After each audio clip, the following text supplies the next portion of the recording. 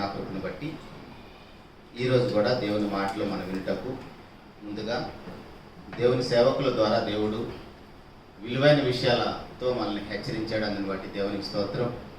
అలా మన హృదయంలో వాక్యం అనేది మనం భద్రం చేసుకోకపోతే,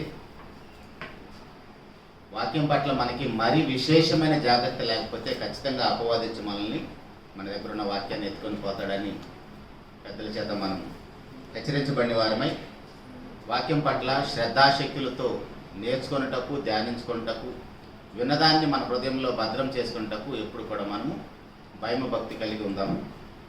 మనము 2-3 వారాల నుంచి చాలా విలువైన విషయాలు నేర్చుకుంటున్నాం. దానిలో భాగంగా ఈరోజు కూడా ఒక మంచి సందర్భాన్ని, ఒక మంచి పాఠాన్ని మనం నేర్చుకుందాం. లాస్ట్ క్లాస్లో మనం విన్న పాఠం ఏంటండి, గుర్తుందా? దేవునికి మనిషికి మధ్య ఉన్న కుమార బంధం నేర్చుకున్నాం. అంతకుముందు క్లాసులో ఏం నేర్చుకున్నాము? మనిషికి మధ్య ఉన్న కుమార బంధం. అక్కడ మనిషికి మధ్య ఉన్న కుమార బంధంలో 6 కారణాలను చూసాము. గుర్తున్నాయండి 6 కారణాలు ఏంటో? ఇప్పుడే ఆల్రెడీ మనం అన్నగారితోటి కొంచెం ముట్టికాయలు వేయించుకున్నాం. గుర్తు లేకపోతే ఇదే ప్రమాదం. అందుకని ఆయన ముందుగానే హెచ్చరించాడు మనల్ని. అందుకని ఖచ్చితంగా బైబిల్తో పాటు నోట్బుక్, పెన్ను ఖచ్చితంగా క్యారీ చేస్తాం, ఎవరు చెప్తున్నా సరే. ఎందుకంటే మనకున్న ఐక్య విచారాలను బట్టి, మనకున్న ఉద్యోగ వ్యాపారాలను బట్టి ఖచ్చితంగా దాన్ని మర్చిపోయే ప్రమాదం ఉంటుంది. మరలా మనం ఇంటికి వెళ్ళిన తర్వాత దాన్ని రిఫర్ చేయడానికి అవకాశం ఉంటుంది. మొట్టమొదటి భాగంలో మనము కన్నదాన్ని బట్టి కుమారుడు అంటున్నాడు, పెంచిన దాన్ని బట్టి కుమారుడు అంటున్నాడు, గైడెన్స్ని బట్టి కుమారుడు అనబడుతున్నాడు. అన్నిటికంటే ముఖ్యంగా 4వ విషయము, సువార్తను బోధించి మనకి బాప్తీసం ఇచ్చిన దాన్ని బట్టి కూడా కుమారుడు అనబడుతున్నాడు. మనం ఏ రంగంలో అయితే స్థిరపడతామో దాన్ని బట్టి కుమారుడు అనబడుతున్నాడు. మనం ఏ దేశంలో ఉంటున్నామో ఆ జాతి పితను బట్టి మనం కూడా ఆయనకి కుమారులుగా ఎంచబడుతున్నాం. 6 కారణాలు చూసాం మొదటి భాగంలో. 2వ భాగంలో దేవునికి మనిషికి మధ్య ఉన్న కుమార బంధంలో కూడా 6 కారణాలను చూసాం. 6 కారణాలు తెలిసిన వాళ్ళు ఏమని చెప్తారా?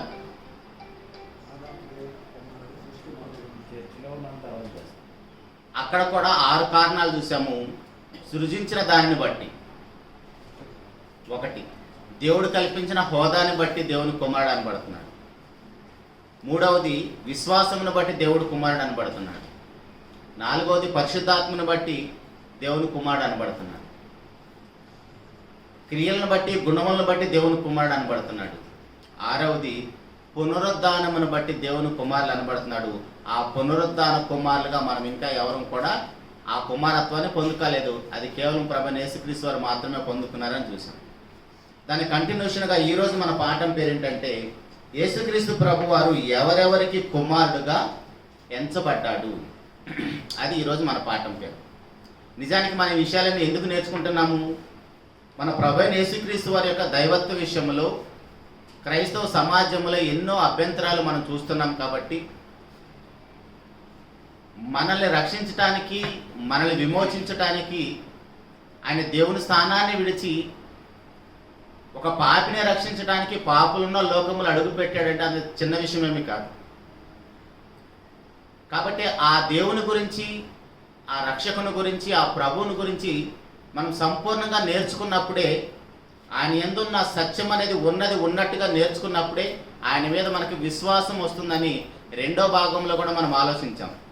ఎఫెసీయులకు రాసిన పత్రిక 4వ అధ్యాయం 20వ వచనంలో ప్రభువైన యేసుక్రీస్తు వారి మీద మనకి విశ్వాసం ఎలా కలుగుతుంది? ఎందుకు మన విశ్వాస విషయంలో ఎదగలేకపోతున్నామంటే, ఆయన యందున్న సత్యం అనేది ఉన్నట్టుగా మనకి ఉపదేశించేవారు లేరు.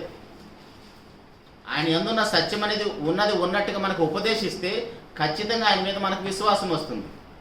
అలా ఉపదేశించేవారు లేరు కాబట్టి ప్రతి సంఘంలో కూడా విశ్వాసులు ప్రారంభంలో బాప్తిసం పొందినప్పుడు ఏ స్థితిలో ఉన్నారో అదే స్థితిలో ఉండిపోతున్నారు. విశ్వాస విషయంలో ఎదగటం లేదు. కాబట్టి మనం అలా ఉండకుండా దేవునికి మహాకృపను బట్టి ప్రభువైన యేసుక్రీస్తు వారి గురించి మనం క్షుణ్ణంగా నేర్చుకున్నప్పుడు ఖచ్చితంగా మన విశ్వాస విషయంలో ఎదగగలుగుతాం. అయితే మన పాఠంలోకి వెళ్దాము. ప్రభువైన యేసుక్రీస్తు వారు ఎవరెవరికి కుమారుడుగా పిలువబడ్డాడు. అయితే దానికంటే ముందుగా ఇంతకీ అసలు ఆయన ఎవరు, ఆ విషయాన్ని మనం మనసులో పెట్టుకొని కుమారత్వంలోకి వెళ్దాము. యోహాను సువార్త 1వ అధ్యాయం 1వ వచనంలో మనందరికి బాగా సుపరిచితమైన వాక్య భాగం. యోహాను సువార్త 1వ అధ్యాయం 1వ వచనంలో, ఆదియందు వాక్యం ఉండెను, వాక్యము దేవుని యొద్ద ఉండెను, వాక్యము దేవుడై ఉండెను. 14వ వచనంలో, ఆ వాక్యము శరీరధారి కృపాసత్య సంపూర్ణుడిగా మన మధ్య నివసించను. ఆయన దేవుడు 100%, ఆయన నిత్యుడు, ఆయన పరిపూర్ణుడు. ఆయన నన్ను రక్షించడం కోసం, ఎవరికి వాళ్ళ వ్యక్తిగతంగా పాపినైనా నన్ను రక్షించడం కోసం, నా కోసము నా స్థానంలో మరణించడానికి భూలోకానికి వచ్చాడని మనకి ఎప్పుడు విశ్వాసం ఉండాలి. అప్పుడే ఆయన యందు మనకి సంపూర్ణమైన విశ్వాసము మనం ఎదగలుగుతాం. అదేవిధంగా ఫిలిప్పీలకు రాసిన పత్రిక 2వ అధ్యాయము 6వ వచనంలో కూడా ప్రభువైన యేసుక్రీస్తు వారి యొక్క స్టేటస్ గురించి మనం ఆలోచిస్తే, ఫిలిప్పీలకు రాసిన పత్రిక 2వ అధ్యాయం 6వ వచనంలో, ఆయన దేవుని స్వరూపం కలిగిన వాడై ఉండి దేవునితో సమానంగా ఉండుట విడిచిపెట్టకూడని భాగ్యమని ఎంచుకొనలేదు. ఆయన దేవునితో సమానుడు, కానీ ఆ స్థితిని, ఆ స్థానాన్ని వదిలి ఎందుకు వచ్చాడంటే, ఇదిగో నా కోసమే వచ్చాడని గుర్తుపెట్టుకోవాలి. ఇప్పుడు అలా వచ్చిన తరువాత ఆయన ఎవరెవరికి కుమారుడుగా పిలువబడ్డాడో చూడండి. ఆయన ఎవరెవరికి కుమారుడుగా పిలువబడ్డాడన్న సంగతి మనం నేర్చుకోవాలంటే ముందు ఆయన ఎవరో తెలియాలి. అర్థమవుతుందా? ముందు ఆయన సహజ స్థితి ఏంటో మనకు తెలియకుండా మధ్యలో వచ్చిన దాన్ని, మనల్ని రక్షించడానికి వచ్చిన ఆ కుమారత్వాన్ని గురించే మనం నేర్చుకుంటే ఖచ్చితంగా మనము విశ్వాస విషయంలో ఎదగలేము. ఆయన సహజ స్థితి, ఆయన దేవుడు, అలాంటి దేవుని స్థానాన్ని విడిచి ఇదిగో పాపులున్న లోకంలో నా కోసం వచ్చి ఎందుకు ఇంతమందికి కుమారుడుగా ఎంచబడ్డాడన్న విషయం మనకి పరిపూర్ణంగా అర్థం కావాలంటే ఆయన మొదటి స్థితి ఏంటో మనకు తెలియాలి. మత్తయి సువార్త 16వ అధ్యాయము మొదటి కారణాన్ని చూద్దాం. మత్తయి సువార్త 16వ అధ్యాయం 13వ వచనంలో,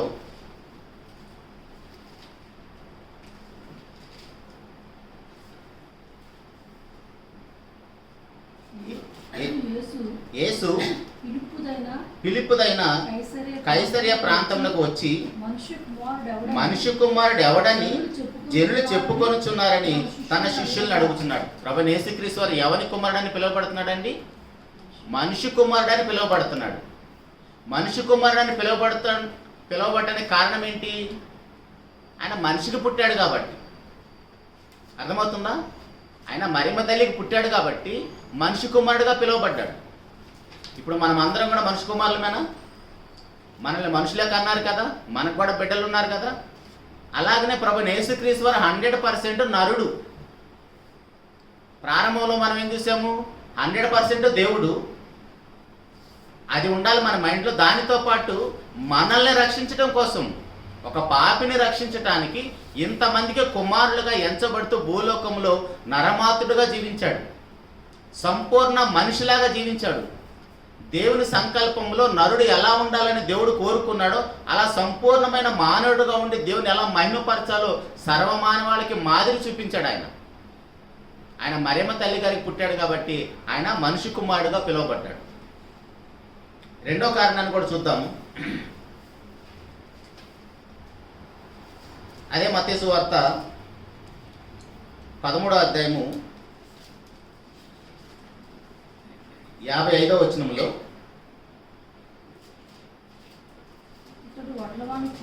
ఇతడు వడ్లవాని కుమారుడు కాడా?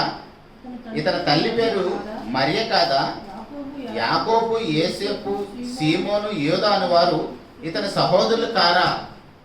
ఏమంటే ఇక్కడ ప్రభువైన యేసుక్రీస్తు వారిని చాలా గొప్పగా పొగుడుతున్నట్టుగా ఉందా? అవమానిస్తూ మాట్లాడుతున్నట్లుందా? చాలా హేళనగా, అవమానంగా మాట్లాడుతున్నట్టుంది.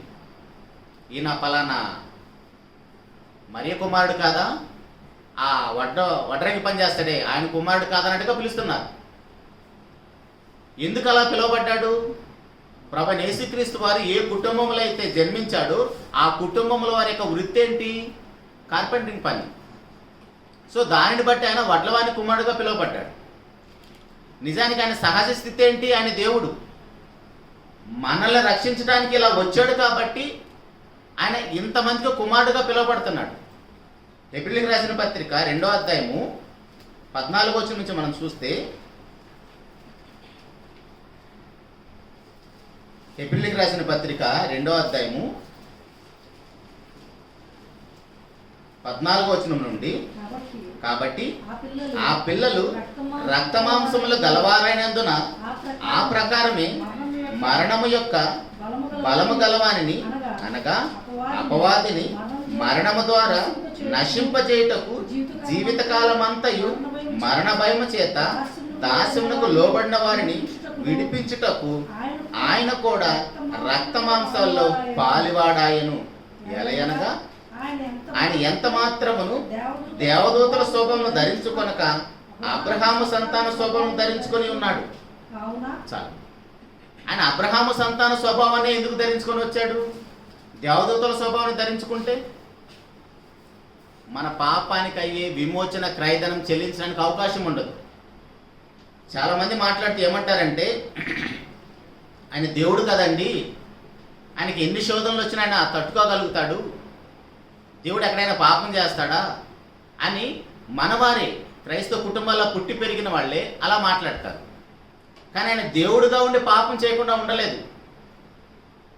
ఆయన 100% నరుడుగా ఉండి రక్తమాంసాల్లో ఉండి మన వల్లే శోధించబడిన ఆయన పాపం లేనివాడిగా ఉన్నాడు. 4వ అధ్యాయం 15వ వచనంలో హెబ్రీయులకు రాసిన పత్రికలోనే,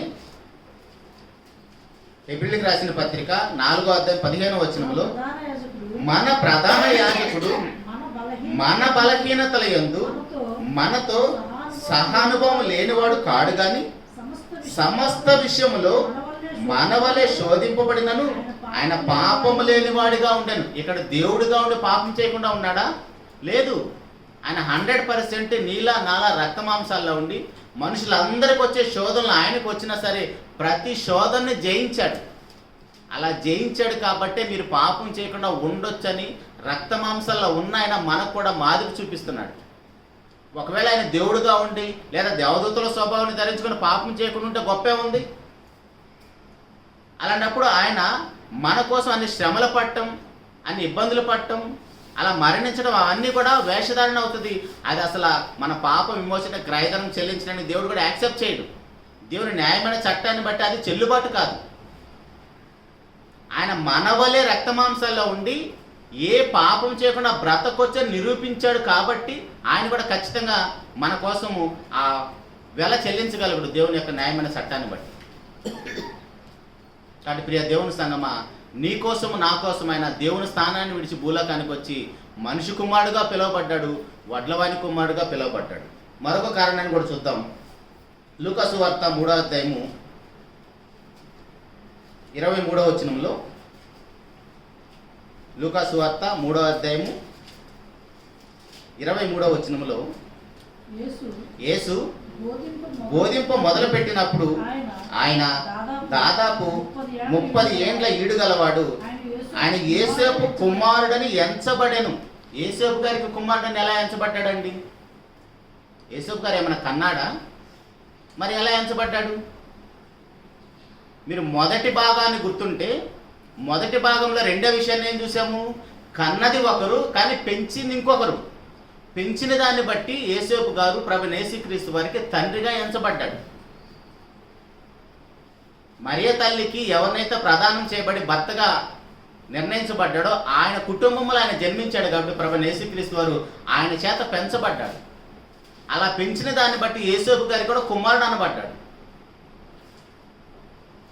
మనిషి కుమారుడు, వడ్లవాని కుమారుడు, యేసేపు గారికి కూడా కుమారుడు అనబడ్డాడు. మరొక కారణాన్ని కూడా చూద్దాం. 3 కారణాలను చూసాము. మార్కు సువార్త 6వ అధ్యాయము 3వ వచనంలో, మార్కు సువార్త 6వ అధ్యాయం 3వ వచనంలో, ఇతడు మరియ కుమారుడు కాడా? ఇందాక కూడా చూసాము. ఇతడు మరియ కుమారుడు. 4 కారణాలు చూసామండి. ప్రభువైన యేసుక్రీస్తు వారు ఎవరెవరికి కుమారుడుగా ఎంచబడుతున్నాడో చూడండి. నిజానికి ఆయన సహజ స్థితి ఏంటి? ఆయన దేవుడై ఉండి మరి ఎందుకు ఎంతమందికి కుమారుడిగా పిలువబడుతున్నాడు? ఎందుకంటే నిన్ను నన్ను రక్షించడం కోసం, నా పాపానికి ఆయన వెల చెల్లించడానికి వచ్చాడు, నా స్థానంలో మరణించడానికి వచ్చాడని మనకి ఆ స్పృహ ఉండాలి. అది లేకుండా ఆయన ఎంతమందికి కుమారుడైతే నాకేంటి అన్న ఆలోచన వచ్చిందనుకోండి, ఆయన మీద మనకు విశ్వాసం ఎలా వస్తుంది? ఒక మనిషి మీద నమ్మకం అనేది ఎప్పుడు వస్తుంది మనకి? ఇప్పుడు ఒక పసిబిడ్డ అప్పుడప్పుడు మనం సోషల్ మీడియాలో చూస్తూ ఉంటాం, ఒక పెద్ద హైట్ నుంచి అలా కింద తండ్రి ఉంటే అలా దూకేస్తుంది. ఎందుకు? కింద నా తండ్రి ఉన్నాడు, పట్టుకుంటాడని. ఆ నమ్మకం అనేది ఆ బిడ్డకి ఎలా కలుగుతుంది? నా తండ్రి పట్టుకుంటాడా పట్టుకాడా అవేం ఉండదు, ఎదురుగా నానున్నాడు అంతే. అలాగనే ప్రభు యేసుక్రీస్తు వారి విషయంలో కూడా మనకి సంపూర్ణంగా విశ్వాసం కలగాలంటే ఆయన దేవుడై ఉండి నా కోసము నా స్థానంలో మరణించడానికి వచ్చాడు, నన్ను విమోచించడానికి వచ్చాడు, అది మనకు తెలియాలి. కొరింథీయులకు రాసిన 2వ పత్రిక 9వ అధ్యాయము 8వ అధ్యాయము 9వ వచనంలో, కొరింథీయులకు రాసిన 2వ పత్రిక 8వ అధ్యాయము 9వ వచనంలో, మీరు మన ప్రభువైన యేసుక్రీస్తు కృపను ఎరుగుదురు కదా, ఆయన ధనవంతుడై ఉండి మీరు తన దారిద్ర్యము వలన ధనవంతులు కావాలని మీ నిమిత్తం దరిద్రుడాయను. నిజానికి ఆయన మనలాగా పేదవాడా? మనలాగా అన్నిటికీ ఇబ్బంది పడేవాడా? కలిగి ఉన్నది ఏది ఆయన లేకుండా కలగలేదు, అది ఆయన హై ప్రొఫైల్. కానీ ఆయన జన్మస్థలం ఏంటండి? ఆయన జన్మించినప్పుడు పుట్టినప్పుడు ఎక్కడ పరుండు పెట్టారు ఆయన్ని? పశువుల పాకలో ఒక తొట్టిలో. మనల్ని ఎవరన్నా అక్కడ పండుగ పెట్టారండి మన తల్లిదండ్రులు? ఇప్పుడు మనము గొప్పవాళ్ళమా, ప్రభువారు గొప్పవాడా? భూలోకంలో చెప్తున్నాను. కానీ ఆయన కలిగించిన సృష్టిలోకి మనం వచ్చాము. ఎందుకు అంత పెద్ద ఉన్నత స్థితిని వదిలేసి అంత పేదవాడిగా ఎందుకు వచ్చాడు? అంత కడుపేద స్థితిలో ఉన్న మనల్ని అందరినీ కూడా తన స్థానానికి ఎత్తడానికి వచ్చాడు. అర్థమవుతుందా? అప్పుడే మనకు ఆయన మీద విశ్వాసం అనేది వస్తుంది. అలా మనల్ని ప్రేమించే వాళ్ళు ఎవరైనా ఉన్నారండి భూలోకంలో? మన అమ్మ నాన్న తల్లిదండ్రులు, లేదా భార్యాభర్తలు, మన ఫ్రెండ్స్, క్లోజ్ ఫ్రెండ్స్, ప్రాణం పెట్టే స్నేహితులు, ప్రాణ స్నేహితులు అంటాం కదా, వాళ్ళు ఎవరైనా అంతగా ప్రేమించగలరా? కానీ వాళ్ళు ఎవరు అలా ప్రేమించలేరండి. అంత ఉన్నత స్థితిలో ఉన్న ప్రభువైన యేసుక్రీస్తు వారు ఎందుకు అంత కడుపేదవాడిలాగా వచ్చేసాడంటే, ఇదిగో అంత కడుపేద స్థితిలో ఉన్న మనలను, మన దరిద్రాన్ని వదిలేసి ఆ పాపపు బ్రతుకుల నుంచి మనల్ని విమోచించి ఆ పరిశుద్ధులు మాత్రమే ఉండే లోకంలోకి మనల్ని తీసుకుని వెళ్ళటానికి, మనల్ని హెచ్చించడానికి వచ్చాడు. అలా నమ్మినప్పుడే ఆయన మీద మనకు సంపూర్ణమైన విశ్వాసం వస్తుంది. అలా కాకుండా ఇక్కడ వీళ్ళు ఎలా మాట్లాడుకుంటున్నారు? వడ్లవాని కుమారుడు, మరియ కుమారుడు, యేసేపు కుమారుడు అంటే గొప్ప బిరుదులతో ఏమైనా పిలుస్తున్నారా? ఒక మాట జ్ఞాపకం చేస్తాను. మనం అందరం కూడా పల్లెటూరు నుంచి వచ్చిన వాళ్ళమే కదా. పల్లెటూరులో మన వాళ్ళని ఏమని పిలుస్తారండి? పేరు పెట్టి గారు అని పిలుస్తారా? ఈడు పలానా వాడి కొడుకు కదా అంటారు, అవునా? మన పేరెంట్స్ని కనీసం పేరు పెట్టి కూడా పిలవరు. వీడు పలానా వాడి కొడుకు కదా అంటారు. ఇక్కడ ప్రభు అని ఏమని పిలుస్తున్నారు? వడ్లవాని కుమారుడు, యేసేపు కుమారుడు, ఆ మరియ కుమారుడు అని పిలుస్తున్నారంటే గొప్పగా ఏమైనా పొగుడుతూ అలా ఏమైనా పిలుస్తున్నారా? చాలా అవమానకరంగా మాట్లాడుతున్నారు, హీనంగా మాట్లాడుతున్నారు. అప్పుడైనా ఇప్పుడైనా ప్రభువారికి అవమానాలే వస్తున్నాయండి. కానీ అన్ని అవమానాలు దేనికోసం? నా కోసం. అది ఉండాలి మనకి. అసలు ఆయన దేవుడై ఉండి సమీపింపరాని తేజులో ఆయన మాత్రమే వసిస్తూ అమరత్వం కలిగిన ఆ దేవుడు యెషయా గ్రంథం 6వ అధ్యాయంలో ఆ పరిశుద్ధ దూతలు కూడా పరిశుద్ధుడు పరిశుద్ధుడు పరిశుద్ధుడు అని ప్రతిగానాలు చేస్తున్నాయి ఏంటండి ఆయన యొక్క పరిశుద్ధత గురించి. యెషయా గ్రంథం 6వ అధ్యాయం మనం చదివితే అక్కడ ఉన్న పరిశుద్ధ దూతలందరూ కూడా ప్రతిగానాలు చేస్తున్నాయంట. ప్రతిగానాలు అంటే ఏంటండి? ఆ దూతలు ఎగురుతూ ఇంకొక దూతను అలా పొడుస్తూ చూడండి ఆయన ఎంత గొప్పవాడని ఒకరు ఒక మాట మాట్లాడితే ఇంకొకరు మాట్లాడుతున్నారు. అది గాన ప్రతిగానం అంటే. ఆయన యొక్క పరిశుద్ధతను పొగుడుతున్నారు వాళ్ళు. అలాంటి పరిశుద్ధ దేవుడు భూలోకానికి వచ్చి అంతగా అవమానించబడటానికి కారణం ఏంటి? నా కోసం. అర్థమవుతుందండి? అదండి.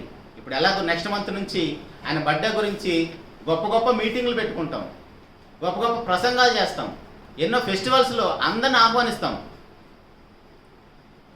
కానీ అంత గొప్ప ఆధిక్యతను ఆయనకి ఇస్తున్నాం మనం మన జీవితాల ద్వారా? అదేముండదు. కాబట్టి ప్రియ దేవుని సంగమా, కేవలం ఆ నెల రోజులు మాత్రమే మన భక్తి కాకుండా ఆయన యొక్క హై ప్రొఫైల్ మనకి ఎప్పుడు మైండ్లో ఉండాలి. చూడండి, నా కోసం వచ్చి ఆయన ఎన్ని ఇబ్బందులు పడుతున్నాడు, ఎన్ని అవమానాలు పడ్డాడు, అది గుర్తుండాలి మనం. 5వ కారణాన్ని చూద్దాం. ఆయన ఎవరి కుమారుడు అని పిలువబడుతున్నాడు? మత్తయి సువార్త. ఇప్పటివరకు 4 కారణాలు చూసామండి. ఆయన ఎవరెవరి కుమారుడు అనబడ్డాడు? మనిషి కుమారుడు అని పిలువబడ్డాడు, వడ్లవాని కుమారుడు అని పిలువబడ్డాడు, యేసేపు కుమారుడు అని పిలువబడ్డాడు, మరియమ్మ తల్లి కుమారుడు అని పిలువబడ్డాడు. తర్వాత మత్తయి సువార్త 1వ అధ్యాయం 1వ వచనములో అబ్రహాము కుమారుడగు దావీదు కుమారుడైన యేసుక్రీస్తు వంశావళి. యేసుక్రీస్తు వారు ఎవరంటండి? దావీదు గారికి కుమారుడు అంట. నిజంగా దావీదు గారికి కుమారుడేనండి? చూడండి, మత్తయి సువార్తలోనే 22వ అధ్యాయము 41వ వచనంలో ప్రభువారు ప్రశ్నిస్తే వాళ్ళ దగ్గర ఆన్సర్ లేదు. చూడండి, మత్తయి సువార్త 22వ అధ్యాయం 41వ వచనం నుండి, ఒకప్పుడు పరిసయ్యులు కూడి ఉండగా యేసు వారిని చూచి క్రీస్తును గూర్చి మీకేమి తోచుచున్నది? ఆయన ఎవని కుమారుడని అడిగెను. వారు ఆయన దావీదు కుమారుడని చెప్పిరి. అందుకు ఆయన, అలాగైతే నేను నీ శత్రువులను నీ పాదముల క్రింద ఉంచు వరకు నీవు నా కుడిపార్శ్వంలో కూర్చుండమని ప్రభు నా ప్రభుతో చెప్పెను అని దావీదు ఆయనను ప్రభు అని ఆత్మ వలన ఎలా చెప్పుచున్నాడు?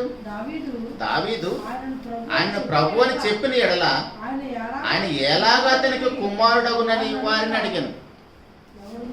ఎవడును మారు మాట చెప్పలేకపోయాను, మరియు ఆ దినము నుండి ఎవడును ఆయనను ఒక్క ప్రశ్న అడగా తెగింపలేదంట.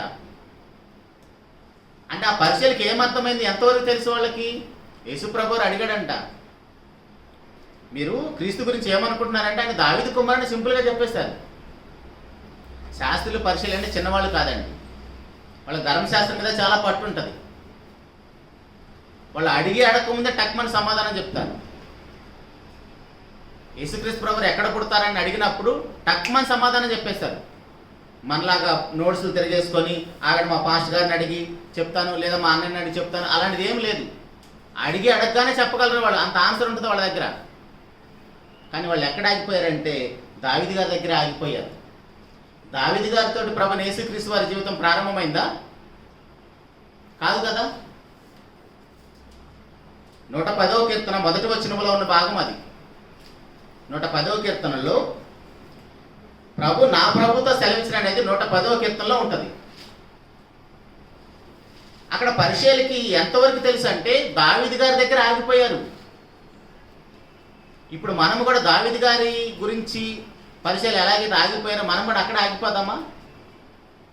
అలాంటి పరిస్థితి మనకు లేదు. దేవునికి మహాకృపను బట్టి మన తరంలో ఎంతోమంది దైవ సేవకులను పుట్టించి మనకి ఎన్నో విలువైన విషయాలు నేర్పుతున్నారు.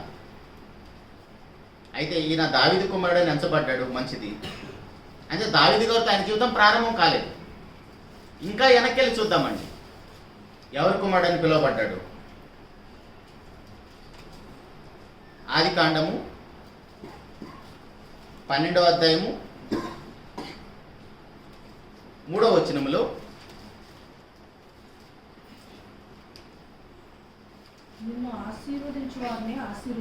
ఆశీర్వదించేదను, నిన్ను దూషించువారిని శపించేదను, భూమి యొక్క సమస్త వంశములు నీ యందు ఆశీర్వదించబడనని అబ్రాహాముతో అనగా, ఇక్కడ భూమి యొక్క సమస్త వంశములు అబ్రాహామునందు ఆశీర్వదించబడతాయంట. 22వ అధ్యాయం 18వ వచనంలో కూడా ఆది కాండంలోనే ఎలా ఆశీర్వదించబడుతున్నాయో చూడండి. అబ్రహాం గారి ద్వారా భూలోకంలో వంశములన్నీ. 22వ అధ్యాయము 18వ వచనంలో ఆది కాండము, మరియు నీవు నా మాట వినినందున భూలోకములోని జనములన్నీ నీ సంతానము వలన ఆశీర్వదించబడునని నా తోడని ప్రమాణం చేసి ఉన్నానని యెహోవా సెలవిచ్చున్నాడు. ఇక్కడ కూడా భూలోకములోని జనములన్నీ నీ సంతానంలో ఆశీర్వదించబడుతున్నాయి. అంటే ఇప్పుడు అబ్రహాం గారి వల్ల భూలోకంలో వంశంలో ఆశీర్వదించబడుతున్నాయా? ఆయన సంతానం ఎవరు? ఇస్సాకు గారు కదా. ఇస్సాకు గారి తర్వాత యాకోబు, యాకోబు గారి తర్వాత 12 మంది. వారి ద్వారా ఆశీర్వదించబడుతున్నాయా భూలోకంలో వంశములన్నీ? మరి ఎవరి గురించి ఈ ప్రస్తావన, ఈ ప్రవచనం ఎవరి గురించి అంటే అపోస్తలుడైన పౌలు గారు చెప్తున్నాడు గలతీయులకు రాసిన పత్రిక 3వ అధ్యాయము 16వ వచనంలో. గలతీయులకు రాసిన పత్రిక 3వ అధ్యాయం 16వ వచనంలో అబ్రహాము యొక్క సంతానం ఎవరో చెప్తున్నాడు చూడండి. గలతీయులకు రాసిన పత్రిక 3వ అధ్యాయం 16వ వచనంలో అబ్రహామునకును అతని సంతానమునకును వాగ్దానములు చేయబడెను. ఆయన అనేకులను గురించి అన్నట్టు సంతానములకును అని చెప్పక ఒకని గూర్చి అన్నట్టు నీ సంతానమునకును అనెను. ఆ సంతానము క్రీస్తు. అక్కడ 12 మంది ఉన్నా ఇప్పుడు అబ్రహాం గారికి 2 కుమారులు ఉన్నారండి. ఇస్సాకు గారు మాత్రమే కాదు, ఇష్మాయిల్ గారు కూడా ఉన్నారు కదా. మరి ఇష్మాయిల్ ద్వారా ఆశీర్వదించబడుతున్నాడా? ఇస్సాకు గారి ద్వారా ఆశీర్వదించబడుతున్నాడా? మరలా తర్వాత ఇస్సాకు గారికి మరలా 2 పిల్లలు ఉన్నారు, యాకోబు, ఏసావు గారు ఉన్నారు. మరి వాళ్ళిద్దరి ద్వారా ఆశీర్వదించబడుతున్నాడా? వాళ్ళల్లో మళ్ళీ యాకోబు గారిని ఎన్నుకున్నాడు. ఆ యాకోబు గారి ద్వారా మళ్ళీ ఇంకా 12 మంది ఉన్నారు. మరి ఎవరి ద్వారా ఆశీర్వదించబడుతున్నాడు? సమస్త వంశములన్నీ ప్రజలందరూ వాళ్ళ వంశంలోంచి వచ్చిన ప్రభువైన యేసుక్రీస్తు వారి ద్వారా సమస్త వంశాలన్నీ ఆశీర్వదించబడుతున్నాయి. అయితే ఇక్కడ ఎవరి కుమారుడు అని పిలువబడుతున్నాడు? అబ్రహాము కుమారుడు అని పిలువబడుతున్నాడు. పరిశీలు అయితే దావీదు గారి దగ్గర ఆగిపోయారు. క్రీస్తు ఎవరంటే దావీదు కుమారుడు అని చెప్పేసి ఆగిపోయారు. ఇప్పుడు అబ్రహాం గారి దగ్గరకు వచ్చి మనం ఆగిపోదామా? యూదుల పరిస్థితి ఎలా ఉందో చూడండి. యోహాను సువార్త 8వ అధ్యాయము. యూదులు కూడా ఎక్కడ ఆగిపోయారో చూడండి. యోహాను సువార్త 8వ అధ్యాయం 57వ వచనం నుండి. అందుకు యూదులు, నీకు ఇంకొన్ని 50 సంవత్సరములైనా లేవే, నీవు అబ్రహామును చూచితివా అని ఆయనతో చెప్పగా, యేసు, అబ్రహాము పుట్టక మునిపే నేను ఉన్నానని మీతో నిశ్చయముగా చెప్పుచున్నా నేను. వాళ్ళైతే పరిశీలైతే దావీదు గారి దగ్గర ఆగిపోయారు. క్రీస్తు ఎవరంటే దావీదు కుమారుడు అని చెప్పేశారు. అంటే దావీదు గారితో ఆయన జీవితం ప్రారంభం అనుకున్నారు. వీళ్ళైతే యూదులైతే ఏమనుకుంటున్నారు? ఈయన అబ్రహాము కుమారుడు అంటే నువ్వు అబ్రహాం కంటే ముందున్నావు, నీకు ఇంకా 50 సంవత్సరాలు కూడా లేవు కదా అంటున్నారు. అంటే వీళ్ళ స్థితి కూడా ఎక్కడ ఆగిపోయింది అంటే అబ్రహాం గారి దగ్గర ఆగిపోయింది. నువ్వు అబ్రహాం గారి కంటే చిన్నవాడివి కదా, నీకు ఇంకా 50 సంవత్సరాలు కూడా లేవి, నువ్వు అబ్రహామును చూసితావు అంటే యేసుప్రభువారు ఏమంటున్నాడు? నేను అబ్రహాం పుట్టక మునిపే ఉన్నాను అంటున్నాడు. 59వ వచనం చూడండి, ఎంత భయంకరంగా ఉంటుంది అక్కడ. కాబట్టి వారు ఆయన మీద రువుటకు రాళ్ళు ఎత్తిరి గాని యేసు దాగి దేవాలయం నుండి బయటికి వెళ్ళిపోయాను. ఏం నేరం చేశాడండి అక్కడ? ఆలోచించండి ఒకసారి. ప్రభువైన యేసుక్రీస్తు వారు ఏమి నేరం చేశాడని అక్కడ ఉన్న యూదులు ఆయన చంపడానికి రాళ్ళు ఎత్తారు? అబ్రహాం కంటే ముందున్నానని చెప్పినందుక? అంటే అబ్రహాం కంటే ముందున్నానంటే వాళ్ళకి ఏమర్థమవుతుంది? నేను ఉన్నవాణిని అంటే వాళ్ళకి ఏమర్థమవుతుందంటే, ఓహో నువ్వు దేవుడు అని. పక్కన అదే అధ్యాయంలో కంటిన్యూషన్లో 9వ అధ్యాయము 10వ అధ్యాయము యోహాను సువార్త 10వ అధ్యాయం 33వ వచనములో,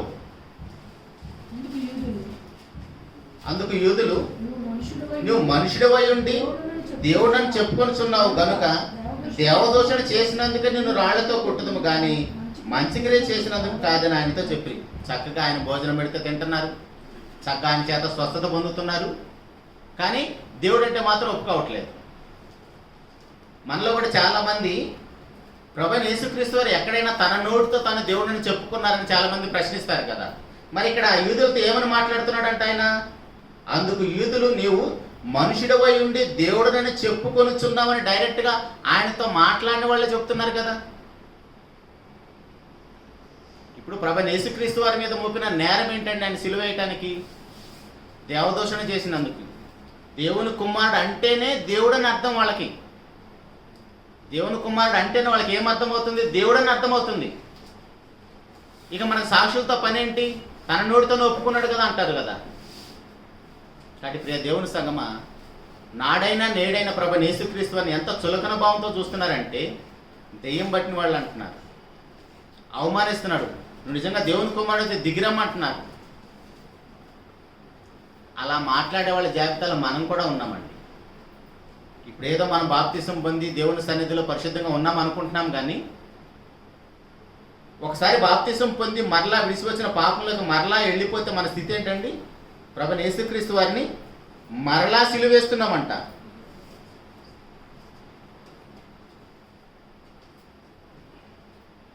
ఆరో అధ్యాయము హెబ్రీయులకు రాసిన పత్రిక 6వ అధ్యాయము 4వ వచనము నుండి,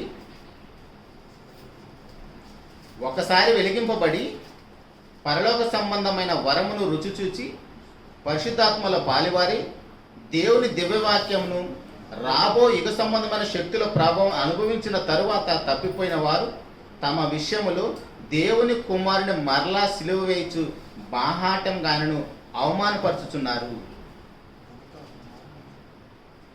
వాళ్ళైతే అయ్యో ఇంత అద్భుతాలు చేశాడు, వాళ్ళతో చక్కగా ప్రభువైన యేసుక్రీస్తు వారితో స్వస్థత పొందారు, చనిపోయిన వాళ్ళని బ్రతికించాడు, ఇన్ని గొప్ప గొప్ప కార్యక్రమాలు చేస్తుంటే చక్కగా అనుభవించారు కదా, ఆయన ఎలా సిలువేశారు మనం అనుకుంటాం కదా, మన మీద మంచివారిలాగా.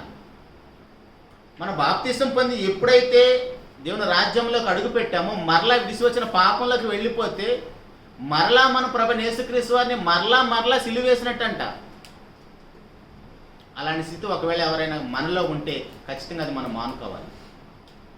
వారైతే ఒకసారి సిలువేశారు, మనం మరలా ఇస్తున్నామంట విడిసి వచ్చిన లోకంలోకి, విడిసి వచ్చిన పాపంలోకి మరలా వెళితే. కాబట్టి ప్రియ దేవుని సంగమా, ప్రభువైన యేసుక్రీస్తు వారి విషయంలో నాడైనా నేడైనా ప్రజల మధ్య ఎంత చులకన భావం ఉందో చూడండి. ఆయన ఎంతమందికి కుమారుడుగా పిలువబడుతున్న కారణం ఏంటి? నన్ను రక్షించడం కోసమే. హెబ్రీయులకు రాసిన పత్రికలోని 2వ అధ్యాయం 9వ వచనములో, హెబ్రీయులకు రాసిన పత్రిక 2వ అధ్యాయం 9వ వచనములో, దేవుని కృప వలన ఆయన ప్రతి మనుషుని కొరకు మరణము అనుభవించినట్లు దూతల కంటే కొంచెం తక్కువగా చేయబడిన యేసు మరణము పొందినందున మహిమా ప్రభావంతో కిరీటము ధరించిన వానిగా ఆయన చూస్తున్నాము. ఇక్కడ చూడండి, దేవుని కృప వలన ప్రతి మనుషుని కొరకు మరణం అనుభవించినట్లు. ఆ ప్రతి దగ్గర తీసేసి, ప్రతి అనేది తీసేసి నా స్థానంలో మరణించడానికి వచ్చాడని చదవండి. మన స్థానంలో ఎవరైనా మరణిస్తారండి? మనం ఏదో ఘోరమైన తప్పు చేసామండి, చేయరాని తప్పు ఏదో చేసాం, పోలీసులు వచ్చారు, లేదులే వీళ్ళు క్షమించండి, వీడి తరపు నేను వస్తానని మన తరపున ఎవరైనా వస్తారండి? మన అమ్మ నాన్న బెస్ట్ ఫ్రెండ్స్ ఎవరైనా వస్తారా? వీళ్ళు బాగా తిక్క కుదరాలి, తీసుకెళ్ళి ఎన్ని సెక్షన్లు ఉంటే అన్ని సెక్షన్లు వేసి శిక్ష విధించండి, వీటిని బట్టి అనేక మందికి బుద్ధి వస్తుంది అంటాం మనం. కానీ మన దేవుడు ఎలాంటి వాడంటే, అయ్యో నా బిడ్డలు తెలియక చేశారు ఈ తప్పులన్నీ, ఒకవేళ ఈ తప్పులో ఉండి వాళ్ళు చనిపోతే, ఈ తప్పులో ఈ పాపంలో ఉండి వాళ్ళు చనిపోతే దేవదూతలకి వారి బృందానికి ఏర్పాటు చేసి పడిన ఆ పాతాళానికి వెళ్ళిపోతారు. వాళ్ళు అక్కడికి వెళ్ళకూడదు కాబట్టి ప్రతి పాపి కొరకు ఆయన మరణం అనుభవించాడండి. మన పాప విమోచన క్రయదనం మనం చెల్లించగలిగేదేనా? మీకా గ్రంథం 6:6లో చాలాసార్లు చదువుకున్నమాట. వేల కొలది పొట్టేళ్ళు, వేలాది నదులంతా విస్తారమైన తైలం ఇచ్చినా సరే సరిపోతుందా? నా జ్యేష్ఠ కుమారుని ఇచ్చినా సరే నా పాపానికి విమోచన దొరకదు. అందుకని దేవుడు తన ప్రియ కుమారుని భూలోకానికి పంపించి మన అందరి పాపానికి అయ్యే వెల చెల్లించాడు. కానీ మనకేమో ఆయన మరణం అన్నా, ఆయన సువార్త అన్నా, ఆయన వాక్యం అన్నా మనకు చాలా చులకన భావం. ఆ సమాజంలో ప్రభువైన యేసుక్రీస్తు వారు బ్రతికినప్పుడు మాట్లాడుతున్నారు కదా, ఈయన మరియ కుమారుడు కాదా, ఆ యేసేపు కుమారుడు కాదా, ఆ వడ్లవాని కుమారుడు కాదా అంటున్నారంటే అర్థం ఏంటి? చులకన భావం. అప్పుడు వాళ్ళకే చులకన భావం అలానే ఉంది, ఇప్పుడు మనకు కూడా అలాంటి చులకన భావమే ఉంది. దేవుని మాటలే వినబడుతున్నాయంటే పరుగు పరుగున. రాత్రి అన్నగారు చెప్పాడు, వాక్యం వినటానికి మనం వేగిరి పడాలి. ఒక మాట చెప్పేసి ముగిస్తాను. లాస్ట్ టైం మనం చూసాము కొర్నేలి గారి కుటుంబంలో అపోస్తలుల కార్యాల 10వ అధ్యాయంలో ఆ కుటుంబంలో అన్నీ ఉన్నాయి. ధర్మ కార్యక్రమాలు ఉన్నాయి, ప్రార్థన జీవితం ఉంది, వాళ్ళు ప్రార్థన చేస్తే డైరెక్ట్గా దేవుని సన్నిధికి వెళ్ళిపోతుంది. కానీ ఆ కుటుంబంలో ఏమి లేదు, ఆ కుటుంబానికి రక్షణ భాగ్యం లేదు. చూడండి అండి, ఆరిన నేల మీద ఉన్న ఇద్దరు మనుషులను కలపటానికి పరలోకం నుంచి ఒక దేవదూత వచ్చింది. ఆరిన నేల మీద ఉన్న ఇద్దరు మనుషులను కలపటానికి, ఆ కుటుంబానికి రక్షణ ప్రసాదించడానికి పరలోకం నుంచి దేవుడు ఒక దేవదూతను పంపించాడంటే ఎంత గొప్ప జీవితాన్ని జీవిస్తున్నారు చూడండి ఆ కుటుంబం. మనం కూడా కుటుంబాల్లోనే ఉన్నాం కదా. మన కుటుంబంలో అందరం ప్రార్థనా పరులమేనా, అందరం భక్తి పరులమేనా, అందరికీ ధర్మ కార్యక్రమాలు చేయటం అలవాటు ఉందా? ధర్మం చేయటం క్రైస్తవుడు మర్చిపోవద్దు. దేవునికి వాక్యం మనకు బోధిస్తుంది. మనమేమో అడుక్కునే వాళ్ళకు కూడా దానం చేయడానికి ఎత్తుక్కుంటూ ఉంటాం. మనం ఇచ్చే ఆ 10 రూపాయల కోసం వారి గురించి ఎంతో ఆరాధిస్తాం. వీడు ఫైనాన్స్ తిప్పుతాడు, వీడి బిల్డింగ్లోనే ఆరాధిస్తాం. వాడు ఏం చేసుకుంటే నీకెందుకు? ధర్మం చేయడం మనం మర్చిపోకూడదు. కానీ ఆ కుటుంబానికి వాక్యాన్ని బోధించడానికి పేతురు గారు వచ్చేటప్పటికి ఆ కుటుంబంతో పాటు వాళ్ళ బంధువులు స్నేహితులు అందరినీ పిలుచుకొని ఆ పేతురు గారి కోసం వాళ్ళంతా ఎదురు చూస్తూ ఉన్నారంటండి. వాక్యం చెప్తున్న సేవకులు వస్తున్నారంటే కుటుంబం అంతా కూడా ఒక పెద్ద గుంపులాగా ఏర్పడి వాళ్ళందరూ ఎదురు చూస్తున్నారంట. సేవకుడు ఎప్పుడు వస్తాడు, మాకు అపోస్తుల బోధ ఎప్పుడు బోధిస్తాడు, ఆ రక్షణ సువార్త మేము ఎప్పుడు వింటాము, పరిశుద్ధాత్మ మా మీదకి ఎప్పుడు వస్తాడు, మాకు ఎప్పుడు రక్షణ భాగ్యం వస్తుందని వాళ్ళందరూ ఎదురు చూస్తున్నారు. అంటే రక్షణ లేకపోతే ఎంత ప్రమాదమో చూడండి. ఆ జైలు అధికారి అప్పటికప్పుడే ఎందుకు రాత్రికి రాత్రమే బాప్తిసం పొంది దేవుని రాజ్యంలోకి అడుగు పెట్టాడు అంటే రక్షణ అనేది అంత విలువైందండి. అలా రక్షించబడిన మనము మరలా లోకంలోకి వెళ్ళిపోతే, మరలా పాపంలోకి వెళ్ళిపోతే, మరలా అపవాది సంబంధంగా వెళ్ళిపోతే యేసు ప్రభువుని మరలా సిలువేసినట్టు అవుతుంది. కాబట్టి అలాంటి పరిస్థితి మనలోకి ఎవరికి ఉండకూడదని మనలోనికి పరిశుద్ధాత్మ దేవుని పంపించాడండి మనం బాప్తిసం పొందినప్పుడు. అపోస్తలుల కార్యాలు 2:38 మనందరూ తెలిసిన మాట. మనం ఎప్పుడైతే బాప్తిసం పొందుతామో మనల్ని గైడ్ చేయటానికి, మనం పరలోకం చేరేంత వరకు మన చేయి పెట్టుకొని నడిపించడానికి పరిశుద్ధాత్మ దేవుడు మన హృదయంలోకే వస్తాడు. ఆయన చేత మనము బోధించబడి, ఆయన చేత మనం నడిపించబడుతుంటే ఖచ్చితంగా ఎప్పుడు ఎలా చనిపోయినా పరలోకానికి వెళ్ళిపోతాం.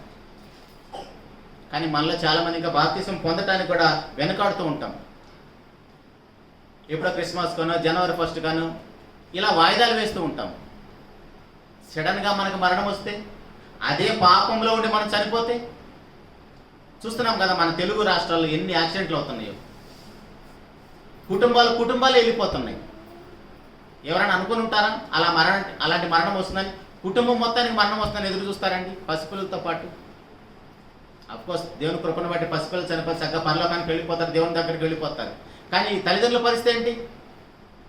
ఆ యవనస్తుల పరిస్థితి ఏంటి? వాళ్ళు బాప్తిసం పొందిన వాళ్ళేనా? దేవుని ఎరిగిన వారేనా? ప్రభు రక్తాల పాపాలు కడుక్కున్న వాళ్ళేనా? ఇంకా మన కుటుంబంలో ఎంతమంది ఉండుంటారండి? అలా మన అందరి కుటుంబంలో ఉన్న అందరూ రక్షించబడాలని ప్రభు యేసుక్రీస్తు వారు దేవుని స్థానాన్ని విడిచి ఇదిగో ఇంతమందికి కుమారుడుగా పిలువబడ్డాడు. ఒక మాట చూసుకొని ముగించుకుందాం.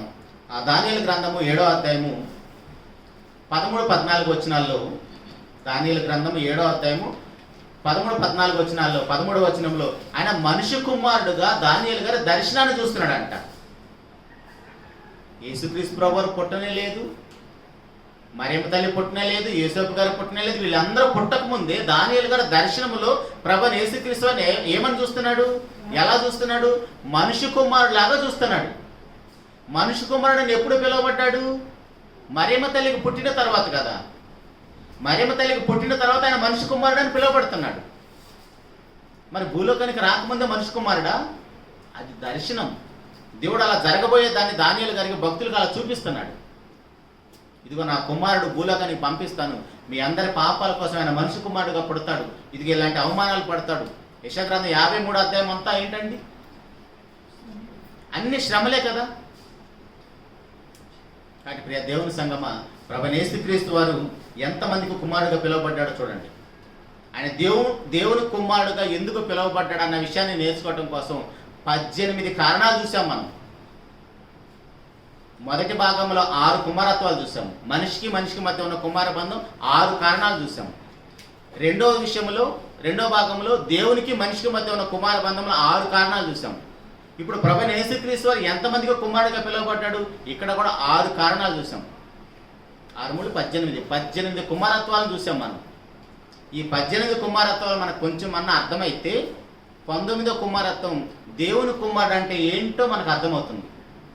వీలైతే దేవుడు అవకాశం ఇస్తే మన శరీరంలో ఉంటే దేవుని కుమారుడు అంటే ఏంటో నెక్స్ట్ వారం కూడా మనం నేర్చుకునే ప్రయత్నం చేద్దాం. దేవుడు ఈ మాటలు మన హృదయంలో ఫలింప చేయను గాక.